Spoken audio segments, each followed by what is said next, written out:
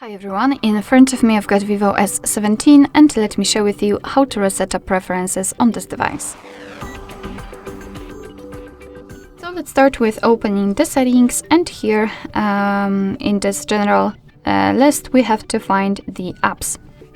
So let's tap on them and then tap on see all 80 apps, of course 80 in my case. Now 3 dots icon in the right upper corner and tap on Reset Up Preferences. And as you can see, your device is informing you what it will actually reset, so all preferences for, among others, disabled app notifications, background data restrictions for apps, and any permission restrictions. What's more, no worries, you won't lose any app data, so just tap on Reset Apps. And basically this is it. This is how to reset up preferences in this device. Thank you so much for watching. I hope that this video was helpful, and if it was, please hit the subscribe button and leave the thumbs up.